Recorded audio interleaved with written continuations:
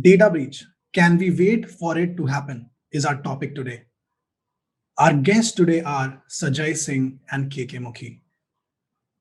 Mr. Sajai Singh is chair at IBA Technology Law Committee. Mr. Sajai Singh has been in the field of law for more than 30 years.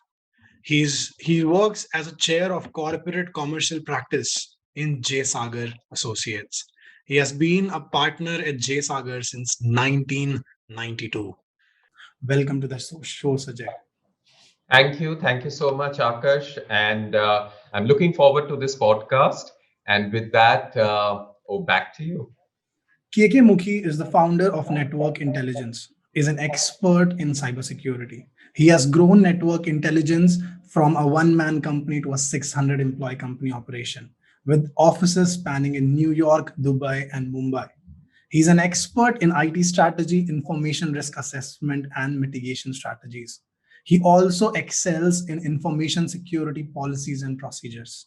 He has co-authored two books, Linux Security and Controls by ISACA and Metasploit Framework by Syngress Publishing. Welcome to the show, KK. Thank you, Akarsh. Pleasure to be here. So today, let's jump onto the topic. And I think I have been in this field for around 4 years, and obviously very less from you both. But what has been happening is the big term of the year should easily be given to data breach. Any big company, any biggest of the big companies, right? They all are getting harmed by data breaches, right? It can be Facebook. It can be, you take a name and they have a data breach to their name, right? And as simple as name, phone number, your passwords, right? Data as simple as that is easily available on dark web. What is happening right now? What are we after, right? What are they after, right? So what is a data breach, KK?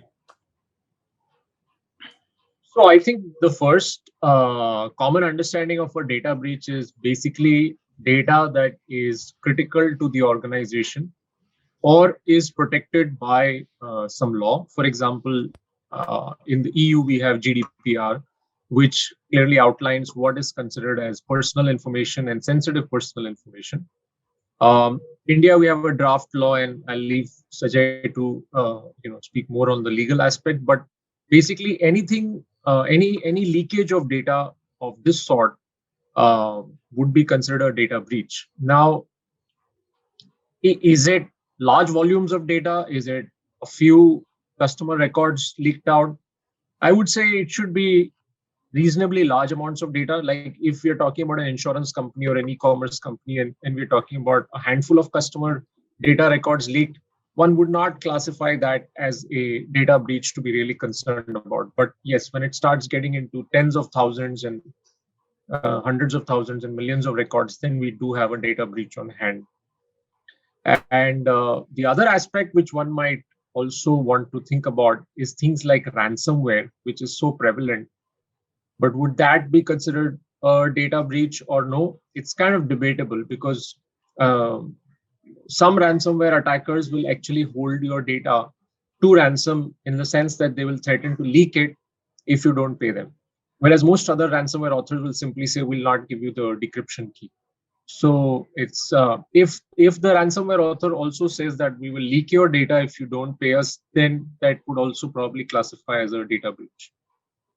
Yep. Sajai, what's your take on data breach? Well, data is becoming increasingly valuable to businesses across board, especially data that relates to customers and payments. It's often referred to as the new oil.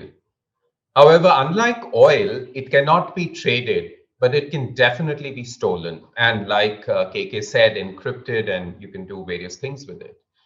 So the possibility of theft of something of value brings bad actors in the picture. And these bad actors breach the security systems that protect the data, steal the data, and seek to monetize it. Now, even the smallest data breach can have a big impact. From small businesses to big tech, I think everybody is equally vulnerable to such breaches. And while big tech may have an army of advisors, I think it is the MSME sector that needs to grasp the consequences of a data breach properly to assess risk.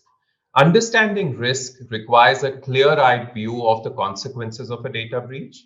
MSMEs often mistakenly believe that they are too small to be a target and don't prepare. This lack of preparation creates vulnerabilities for criminals to exploit. Now, talking of big tech, and as KK mentioned on April 20th, which is less than 2 months back, Revil, a take on the word devil, a group of hackers declared that they had broken into Quanta Computer, a Taiwanese company that assembles several Apple gadgets. Now, Revil claimed that they had access to what may be best described as sensitive data. Since Quanta had declined to pay a ransom for this sensitive stolen information, Revil reached out to Apple directly. As a teaser of what they had with them, the hackers released online a schematic diagram of Apple laptops urging Apple to take heed to their threat or they would sell the sensitive data. Now, Apple had to buy back this sensitive data, and the whole concept of buyback, took a new connotation. Now, what you have to remember is something very important that KK mentioned. And this really comes from the audacity of this theft. And if we recall in the 2010s, when the whole concept of malicious software was first spread into computers of common users, what the malicious software would do was encrypt the data and transform it into gibberish. Then came the demand for money to provide a decryption key to unscramble the files. However, with companies like Apple, Revil knows that they have a backup and they really don't need to buy that data. They already have the data. So, if you encrypt it, they don't really need the decryption key. However, so what has happened is that the Revil attack shows how the susceptibility has grown, how the sophistication of the attacks have grown. And this professionalism, I would say, is possible only because of the deep pockets of big tech as compared to the resources of smaller businesses and individual users. Infrastructure companies like Colonial Pipeline, hospitals, pharmaceutical companies, universities, even enforcement offices, everyone is an obvious target. But I'm very intrigued because of the Apple attack. I'm very intrigued with the whole concept of big tech also now being vulnerable, or at least the vulnerability becoming more visible. Again, as we started, right? It's any company that we know of is being harmed by an attacker or by a mistake, right? But still, if data is going out, which should not go out, it becomes a data breach, right? And with laws like GDPR and the Indian law that is coming in for privacy, personal data, right? End of day, the personal data that comes out of a data breach will start making more challenges for the same companies. Yeah. Also, I'm trying to understand more from both of you, right? Do you think data breach is a major compliance problem, or is it a major reputation problem? Yeah, what is your take on this? Yeah, Sajai. So in terms of, well, let's look at the consequences and of a data breach, and probably that will help us understand. A lot of literature you'll find which says that there are the 3 F's that get triggered. One is the fines. Fines could be fines because of law that you mentioned, GDPR and various other laws. There are fees that you have to pay to consultants like KK, lawyers like me, and various other people, forensic and various other people. And at the end, there's huge amounts of frustration. So these are called the 3 F's. I add 3 more F's to the whole consequence pool and say there's fraud, there's forensic investigation, and the future compliance costs. Because like I was talking about MSMEs, they say who can attack us, who's be interested in us. But once the attack happens, then you get into future compliance. And costs can include compensating affected customers, setting up incident response efforts, investigating the breach, investment in new security measures, legal fees, regulatory contractual penalties. So all of these can be costs, and costs could be indirect as well. Business operations may be heavily disrupted, in the aftermath of a data breach. And this includes the time to contain the breach, investigate how it occurred, and assess its impact. During this time, operations need to be either completely shut down or altered a little bit until the investigators get all the answers. And this has a huge effect on the revenue and the organization's ability to recover. But these are all the short-term consequences. The long-term consequences are very relevant that we need to talk about. And I think that was the question that you asked. And these hinge primarily on loss of customer trust and diminished reputation. For every business, in fact, for everyone in general, a good reputation is the most prized asset, an asset that one constantly works on to build, and it takes an instant to break. Brand owners work hard to maintain the integrity of the brand, and big or small, the harm caused when a brand gets tarnished is huge.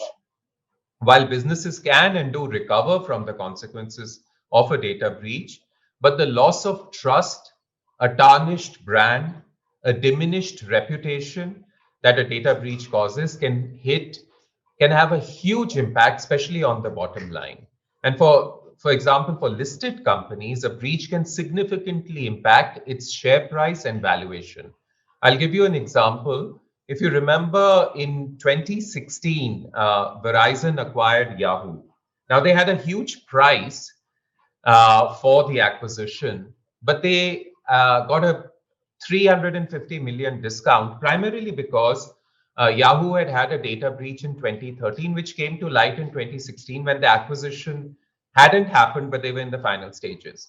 So that's an example to remember. And in today's social media driven world, news can travel even faster than we had ever imagined. And in seconds, an organization can become a global news story. And the negative press can cause irreparable damage to a breached company. So I think in addition to all the public relations exercise, the organization would immediately need to demonstrate that it took adequate care of the data and had security practices and procedures in place. Otherwise, the customers will leave faster than they came. And I think KK will, who helps companies put these measures, would have something to say on that. Definitely. I think what's your take, KK? What's your take in terms of have you seen this as a company? I think Sajai well mentioned that the discount of $350 million, right? People take years to build that much valuation, and in one click, right? That's a discount that Verizon got. What's your take on the compliance and the reputation question? Yeah, I have a slightly different take than Sajai, and I'll give you some examples of it. So first of all, I think is it a compliance issue or is it a reputation issue? I think it's primarily a business issue, as Sajai has so well articulated, in terms of the different costs and loss of business, etc. Let me address the first piece, which is compliance. Now, not all companies that are that have suffered data breaches or that are likely to suffer data breaches are covered under a regulation for data protection. Okay, so there is a broad Indian IT Act, which is so outdated now, it's 21 years old. And then there has been discussion forever of the Indian Personal Data Privacy Act. And when we look at our customer profiles, we have customers that are heavily regulated, primarily banks and financial services organizations. And they spend massive amounts of time, effort, and money on data protection. And then you have everybody else, which includes big firms, which includes small firms, medium firms, which includes tech-enabled firms, startups, e-commerce companies that are not under any obligation from a legal or a regulatory perspective to protect data. And their spend on data protection is abysmally low. And their focus as well. In fact, we've had conversations with many of them saying, why don't you even have a SOC? And they're like, we've never had a breach, but you have massive amounts of data. But yeah, so what if that data gets breached? And you see that happen in India, right? Zomato had a breach. I don't think they suffered anything in terms of business loss or reputation loss. I mean, did we stop going to Zomato because there was a breach. How many of us remember that there was a breach at Zomato? Big Basket, right? I mean, I went to my wife as soon as I read that news and I said, we buy everything from Big Basket. Do you know they got breached? And her reaction was, meh. And, she lives in a household and she works in data security as well. So I think there is a sense of ennui or kind of boredom that sets in when you have so many breaches happening that the end customer starts to not really care about it. And if the end customer doesn't care, then the companies will not care, right? I mean, in the US, with a breach like MobiKwik or Big Basket, you would have expected some class action lawsuits or something of that sort. But in India, it's crickets, right? You can hear. So it's just silence, absolutely. Even from a regulatory perspective, I don't know. The last major fine I remember was to a bank a few years back from the Reserve Bank of India. But subsequently, all of the breaches in India have not had any fines imposed on any of these companies. So that's a big, big gap. On the other side, when it comes to business loss or stock price loss, Sajai's example is spot on. But there are also a lot of counter examples. For example, if you see the Facebook price, Facebook had its first major breach about a few years back, 2 or 3 years back. And then it was followed up. I think the Cambridge Analytica scam came before that. Then there was massive breach. And then there have been almost every year, there is like some news of a big breach at Facebook. But the Facebook share price has consistently shot up. In fact, one of the great examples of Equifax in the US, which handles hundreds of millions of very sensitive personal information, their stock price did plummet after the breach, but within 6 to 12 months. And same happened at Target, which was also a massive breach about, I think, a decade ago. RSA, which was a security company, they got. So there's so many examples where companies have been breached. And I think some of that goes to how the company handles the breach, right? So what are their breach response mechanisms and processes? How do they reach out to customers? How do they communicate to stakeholders? Because a breach in today's world is inevitable. So I think what is important is how well companies are prepared. But I think the key points from my perspective are: one, absence of regulation will make companies careless. So there has to be regulation in terms of data protection. Otherwise, it's a asymmetrical game, right? The companies themselves know how much they're doing in terms of data protection. I, as a consumer who shares my data with them, has no clue what they're doing in terms of data protection. And that's the kind of asymmetry exactly where a regulation needs to come in. And we've been sitting on that personal data privacy law for forever. Also, it need not just depend on the Data Protection Act. It could also be industry regulators, like the RBI has done. It could also happen with other regulators, which has not happened. And the other piece is, when you talk about the reputation impact, it's very important how the company handles it. It could actually turn out to be a positive for the business. Yeah. Right, KK. So KK, I think I think getting both the perspectives, I think today, right? Howsoever, I think you also mentioned that even when Equifax Equifax is one of the infamous companies, right? Because they got breached twice, right? And they mishandled the yeah, breach, actually. right. The response was mishandled. Yeah. Yet, and as a company, they're doing very well. Yeah, we give examples of Equifax a lot of times, and because when we are explaining our privacy, but they did get fined. Yeah, they but got they fined did- hundreds of millions of dollars, and that I feel is the real penalty. Maybe Yeah. the business loss may or may not happen. They may recover from it, but it is the penalties that they cannot evade, right? So what happened with Equifax is the first time they got breached, they were let off very easily, but then they got breached again, and then they were not let off. Then the authorities sat back with them and gave them a good fine, right, which Yeah. made an example out of them. Yeah, coming to the India example, I totally agree with you. When breaches are happening, people are not moving on, but maybe because that data is food data, right? It's a data. Zomato has knows about what I like to eat. But I'll give you an example. So I was using a fitness application, right? And that fitness application had a lot more data, right? It had my height, it had my weight, right? It had a lot more things, right? If I had BP, I had to put over there, right? So that it can track me. And once that data got breached, I left that application, right? Because maybe food data is not that serious for me today, but my fitness data was. So it also depends, right? It also depends on what type of data is going out. For example, credit card data, right? If it gets breached, everybody runs back to get their passwords changed, right?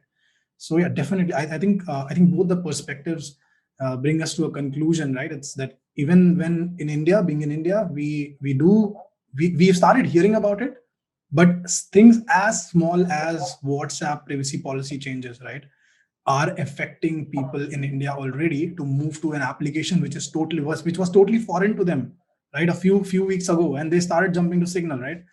And everybody wanted privacy, right? So, but yeah, we still are on But WhatsApp. but Akash, both of us just connected on WhatsApp today morning, and we are supposed to have been the first people to quit WhatsApp, right? Right, But KK? I'm just saying some behaviors, some consumer behaviors are so embedded that we tend to forsake our privacy over, and I think that's one of your questions also, but we tend to forsake privacy over convenience. Right. So KK, what I'm trying to also convey here is maybe not today, right? Maybe not today because of convenience. Maybe not today, but there is a option. We can say that the things that look as rigid as Facebook, as Instagram, and as WhatsApp may become an Orkut tomorrow, right? So it can happen, right? So that is what we're talking about. It we may we the life changes so fast in social media environment, as Sajai said, right? That we don't know, right? We don't know in next year what is going to happen, right? Moving on to our question of the hour, right? What is the solution for this, right?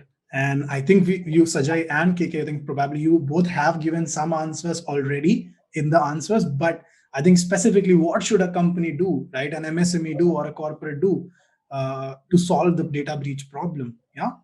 So over to you, KK. Yeah. Yeah, I think from a technology and process controls perspective, there are quite a few things that an organization could do. I think looking to adopt ISO 27001 as a standard might be a good starting step. Not because an ISO standard necessarily sets the bar very high, but at least it gives you a broad framework. You have to address technology issues, process issues, policy issues, etc. And then, and Sajay, if you could correct me if I'm wrong, that I think the Indian law kind of recognizes ISO 27000 certification as kind of a due diligence, right? So you did at least the bare minimum that you were supposed to do. Yes. So that might also act as some level of insurance. But I think from an SME perspective, the most important thing is to take backups, because you will get hit by ransomware sooner or later, and it's only your backups that are going to save you. That's one. At a large corporate level, the large enterprise level, again, there's so many things that you could do, and we can't get into too many prescriptive points here. But I would just evangelize the need for a breach response plan, right? So you need to be prepared today for when a breach might happen, because we've been part of breach scenarios where you have all the senior management sitting in a room and shouting over each other because everybody's trying to cover their backsides. And multiple messages are going out to media. Everybody's speaking to the press. There's no consistent messaging. Either they're trying to hide that there has been a breach, or they're trying to obfuscate the facts of the matter. And mishandling the breach is worse than the breach itself sometimes, right? It's just making a bad Right, situation KK. worse. Right. So I would say both of those aspects are important: the preventive aspect and also the response preparedness. Right. Sajai, what's your take? So I'll first just quickly give you the legal inputs, as in what is the compliance level required, because you did mention GDPR earlier. But India does have rudimentary, or otherwise we do have some guidance in law.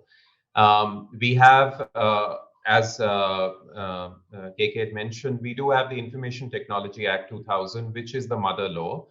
Under 43A of that, section 43A of that, we have the Information Technology Reasonable Security Practices and Procedures and Sensitive Personal Data or Information Rules 2011. We call them the 2011 rules. These rules really say that a body corporate, it could be a company, it could be a sole proprietorship, it could be an association of individuals, it could be a large entity, which carries on commercial or professional activities. it says that if such a company was to deal with data, it needs to maintain reasonable security practices and procedures. And these, if I may just sum up in sort of 4 buckets. First, it has to implement a security practice and standard for the organization.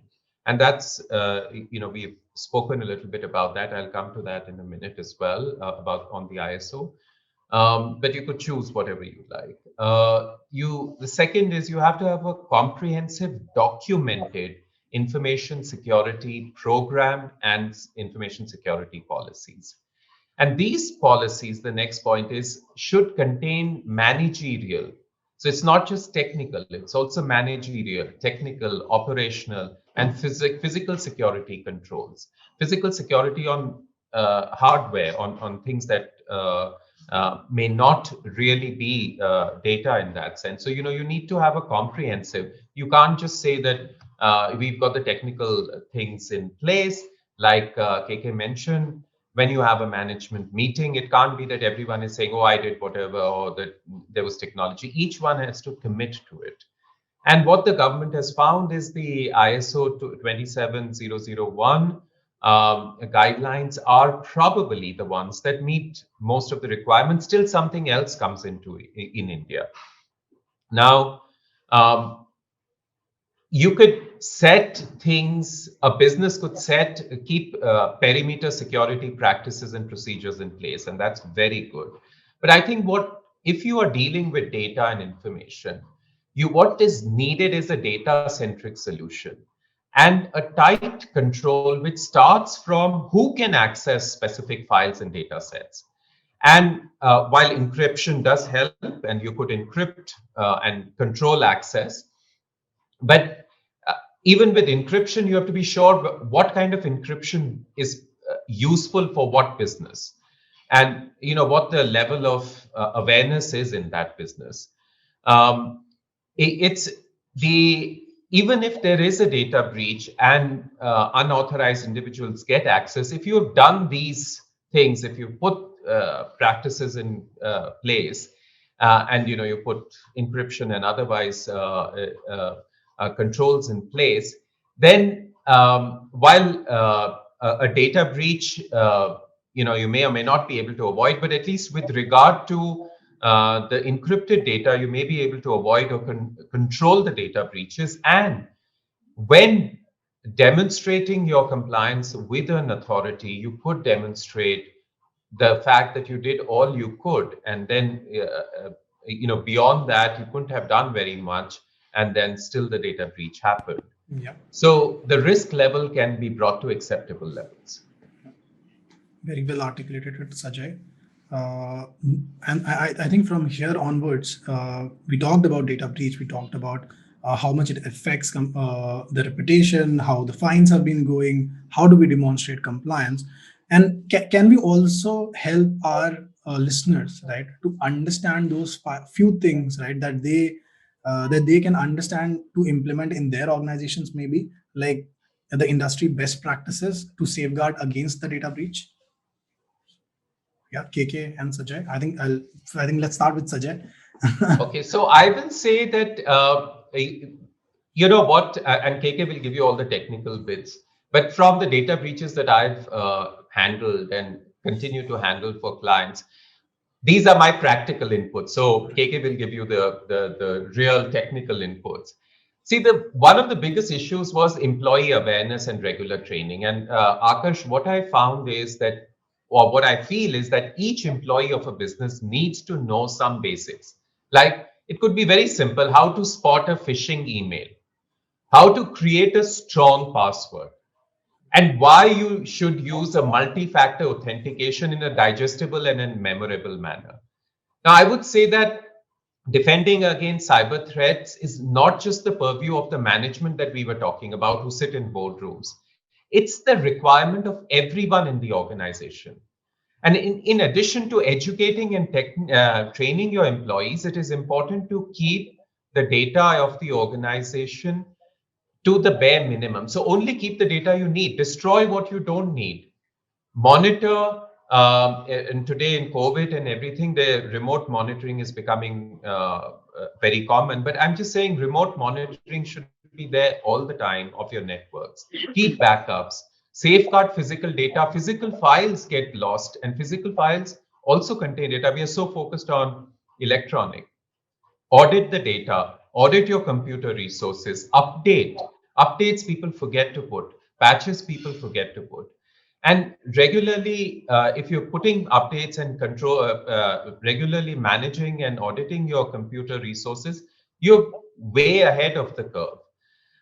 So visibility with what hardware and software assets are there in the network help you understand the organization security posture. And for somebody like KK who walks in, if you've given him that asset inventory, he can categorize and rate the threats and vulnerabilities and the assets, the assets may encounter, and give you solutions and prioritization of the remediation efforts. I also want to, you asked an interesting question. I also want to bring up totally as an aside, another myth. There was this client I was talking to, and they said antivirus. I have antivirus on my computers or whatever, or on the computer resources. And antivirus is great, but it's not enough to prevent a major data breach. In fact, antivirus protection leaves endpoints like desktops and laptops totally exposed.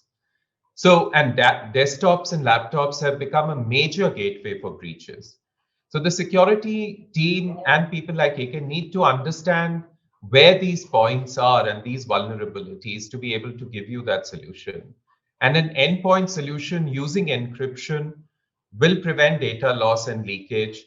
It will be able to enforce what we spoke about a little while back, the unified data protection policies across all servers and the networks across.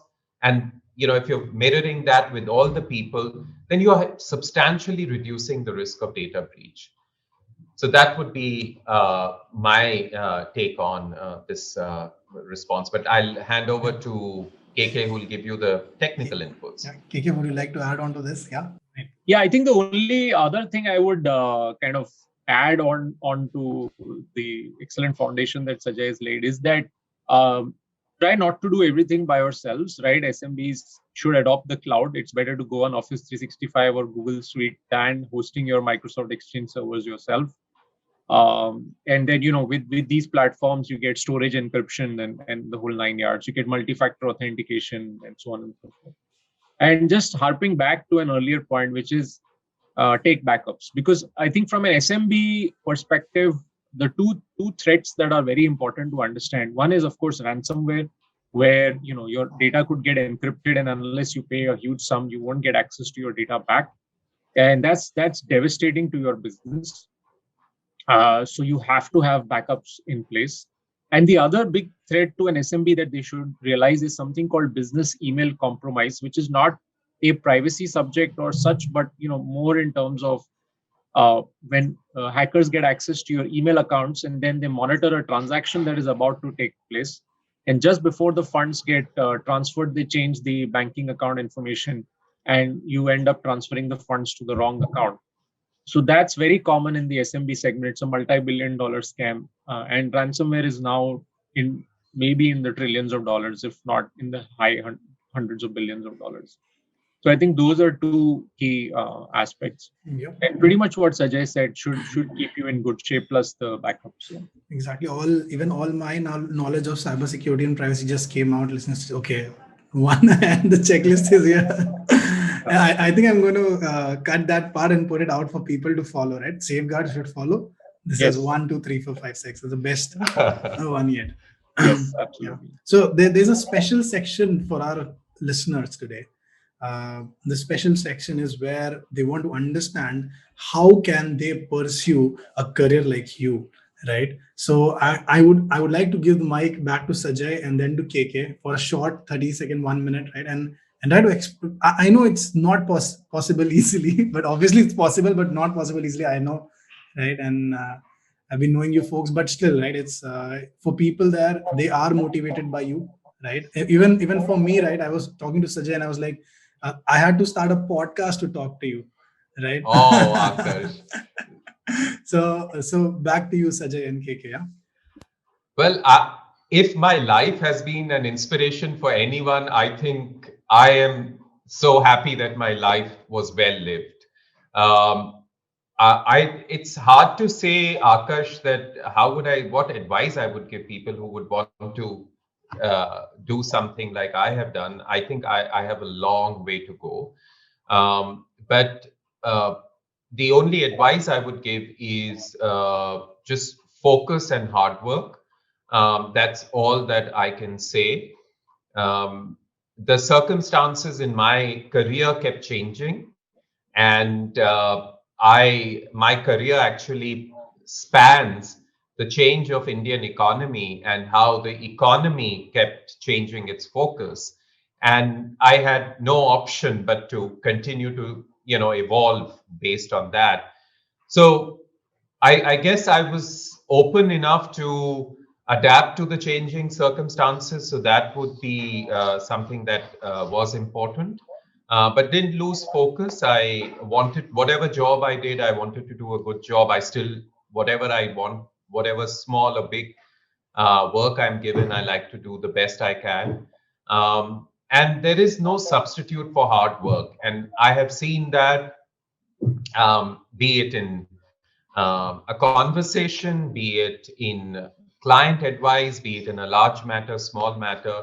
If you work hard, what we used to call homework when we were in school, you will be able to perform better. So that's what I would say. But, once again, I thank people if, I can provide them, or if they feel I am of any guidance to them, happy to, you know, provide any inputs to them, but I think they would probably achieve far more in today's circumstances. But back to you, Akash, and or KK. KK, over to you then. Yeah. So, I started in 2001 and pretty much as a one-man show doing security testing, pen testing work myself. And then from there grew the firm. So I think what's important first is always be learning, right? You have to constantly be learning. No matter what you do, right? You're in a job, you're a professional, you're an entrepreneur. You have to be a constant student for life. That's extremely important. You can never stop learning, and especially if you want to be an entrepreneur, because you don't come from a background where you know everything about running a business. You will have to learn so many aspects of it, and if you're not humble enough to know that you're not the smartest guy in the room, you'll always be learning and you'll always be looking out for people from whom you can learn. And every interaction, you'll be like, what can I take away from this that will help me? But if you come in with massive ego and you say, I'm the dude and, I'll build a massive company and I'll build $100 million company, I don't think that helps, right? It pushes people away, and you need networks to succeed. You need people to support you. You're not going to make it all on your own. So that's one. The second important point is, I think, empathy. So that's very important. We go into any conversation always with a large list of talking points, like, oh, this is what I'm going to say to my customer, this is what I'm going to say to this person in this meeting. But we never go in saying, okay, let me just take a pause and listen to this person for the next 15 minutes, and then I will decide what my response should be. So I think that capability to listen, like when I'm sitting with a customer, I'm never starting off by, hey, here's my company, here's what we do. I always start off by saying, tell us about yourself, tell us about where your firm is, what are your cybersecurity challenges, and then you tune your response to specifically those points, right? Instead of spending 20 minutes on a PowerPoint spiel. So I think those are key points. And then whatever you do, right, there is no right or wrong career path.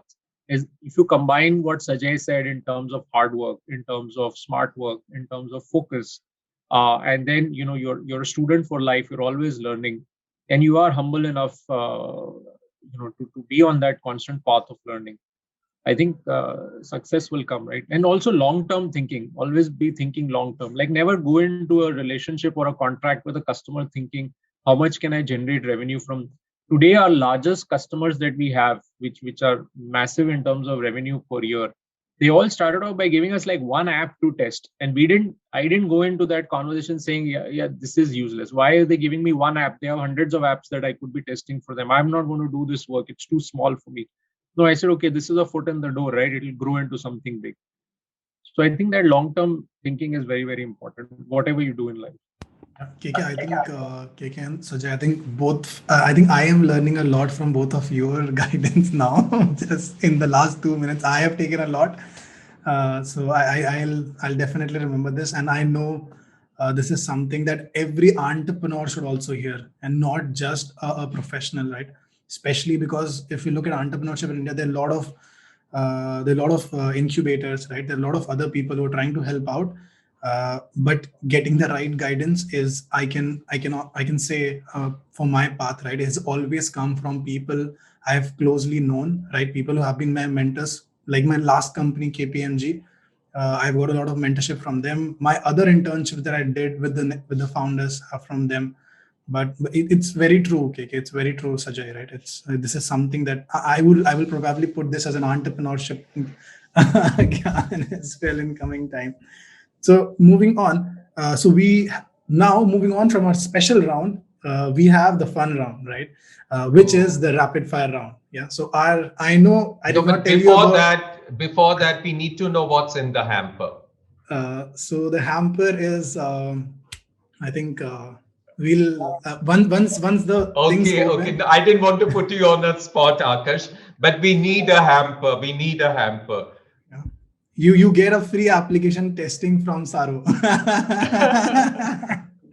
I'm just kidding. So It's we good will. you did say that, you get Sajai gets a free app tested by KK's company. Yeah, I thought he was going to.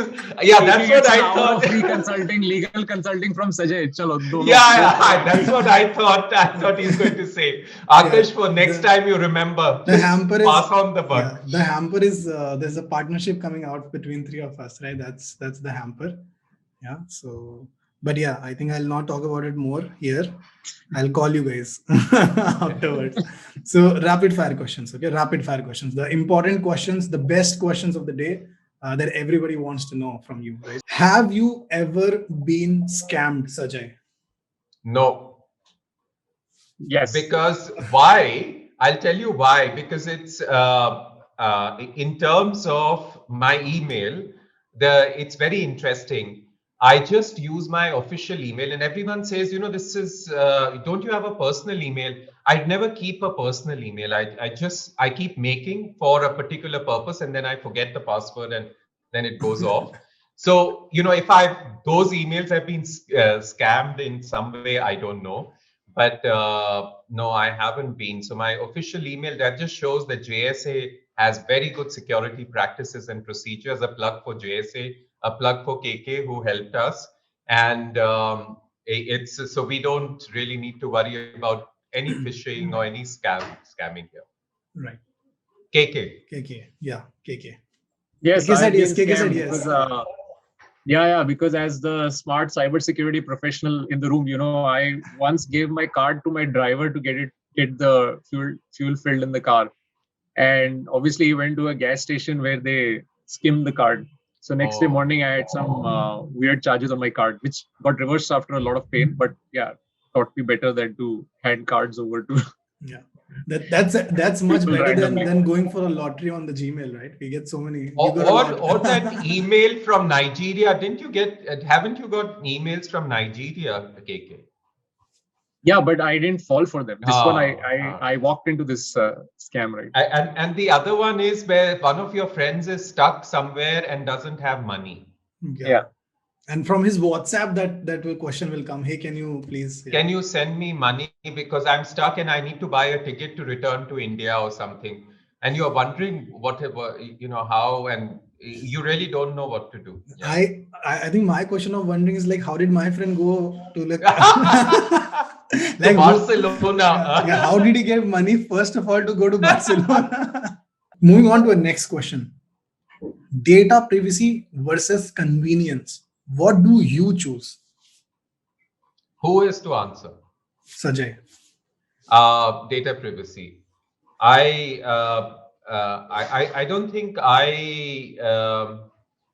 usually I'm not an impulsive buyer shopper, but when I do shop, I don't shop that much. But when I do shop, I just know what I want and I just go and shop. I don't really. I don't think I go through the whole convenience process. So I would be very careful in sharing my information. And if I don't, it's only things that I need. And I don't, they're very basic stuff. So I don't think for those, I would be willing to share my details. Right. KK? Officially, I choose privacy, but the secret is often convenience. Right. Yeah. So same with me also. I think even being a privacy professional, I think I cannot say today, but at least we know that, right? That education is very important when you are losing out on privacy. If there may be a lot of scenarios where we can do that. But Akarsh, why would you? This is very interesting, but I'm just wondering, why would you share your information? I mean, for you, especially because you are in the profession, why would you share your information? What would you get? I mean, I keep thinking about this and analyzing it, that what is the benefit you get? What is that convenience that you get for which you are willing to do it, willing to share? For example, marketing mailers, right? So for me today, I purposely do not give my email ID anywhere, wherever I go. Even if I have to download a report, I usually give my email IDs that I do not use, right? So I'm doing that purposefully since I think last 2 years now. But still, sometimes let's say OneTrust, right? So OneTrust is an application for privacy, right? And whatever OneTrust sends as a marketing mail or as a knowledge mail helps me out in my profession, right? So I give my data to OneTrust. So OneTrust still sends me some questions. Obviously, we are partners with OneTrust as well, but still, that is something that we get educated with, and that is so. So there are a few places where it's not about privacy; it's about my knowledge, right? And for knowledge, I need that person to send me data, right?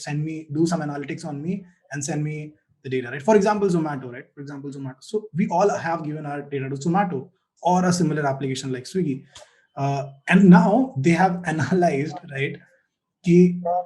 At 2 p.m. I get hungry, right? They have analyzed, so they have seen all the data. Then when do I order food, right? So now they know that at 2 p.m. I will be hungry. So they will put a small notification saying, "Bhook lagi hai," right? It's coming right nowadays. So at 1:45 it will be "Bhook lagi." Okay, then my mind will take, okay, I think I need food. Yeah, kuch meetha ho jaye after 2:45, right? They know I have eaten, right? So maybe sometimes this helps also, but yeah, it's always give and take. Yeah.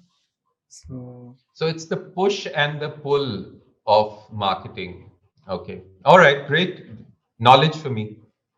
I think moving on to the third question then. IoT devices are always listening. True or false? Sajai. So I would say yes. For a device to react to a voice command without the user pressing a button to activate the feature, the device must listen at all times, or most of the times. See, the eventual goal of AI and IoT is a scenario. And think of a science fiction movie, a scenario where you ask the device to perform arbitrary tasks and they do it. So I think to reach that level, and I mean, you're actually giving me the example that at 1:45 you get a mailer that bhook lagi hai kya, and 2:30 or whenever you said you get a notification kuch meetha ho jaye. So it just shows that, be it your apps or be it any kind of device that uses artificial intelligence, deep learning, or uh, whichever way you want to categorize the technology, they need to do it. They need to do it to beat your natural, or come so close to your natural being. So they won't be able to do it unless they keep getting that data. So the answer from my perspective would be yes. KK. Yeah, I mean, I use an Android phone, so I've already lost all my privacy to Google in terms of using Google as a search engine and Gmail as an email service and maps and what have you, right? So sometimes even I feel, KK, that Google may also know who's making a bomb or who's doing the wrong things, because everybody is googling this stuff, right? So if only the police has access to what we are googling, they would already be knowing, right? So that's a very good point. I have to interject and give you one comment, because I was on the International Bar Association, which I was mentioning. So in our technology committee, we had a discussion on big tech, and there was this whole anti-big tech sort of the whole panel was going anti-big tech of this. They are monopoly, controlling governments, making things happen, all of that. But one of the things I said that, which is a very positive thing, is this knowledge, because they actually they know when something is going to happen where, and you could talk about a crime, but you could also talk about an infection, a disease. They see people falling ill in a particular area. They're asking for a particular medicine. They know that, and that potentially that disease could be a disease that could spread, and it's not a disease that just happens to one or two people. So they could contain it. It could be contained if that information went to the health authorities of that region. So what I'm trying to say is that, yes, you actually bring out a very important point, which goes for big tech and sharing information and data and all of that with big tech, because there's so much of negative press on that this is one positive point. Sorry for the interjection. Yep. Thanks for interjecting, Sajai. I think we should have covered this earlier itself, but that's a very well put point forward. Yep. I think we have given our viewers good food of thought today.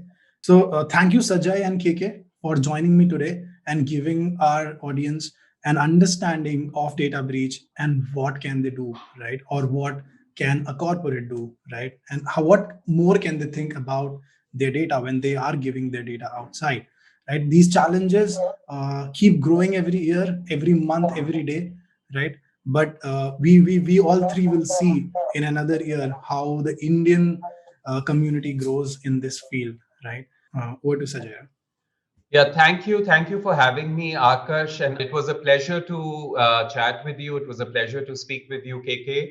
And I wish you all the best. And I hope this podcast helps people, helps especially SMEs, MSMEs to try and think about data breaches and think about security. Okay. Yeah, same here. Thank you, Akarsh, for inviting us to be on the podcast. I really enjoyed it. I don't think I've had a business meeting where we've joked and laughed so much, so it was good fun. But I think we covered so many serious topics, and I'm sure the audience hopefully will take away some good insights. And Sajai, it's been such a pleasure interacting with you, and hope to stay in touch with you, both of you, actually. Thank you. Thank you, KK. Thank you, Akarsh. Sure.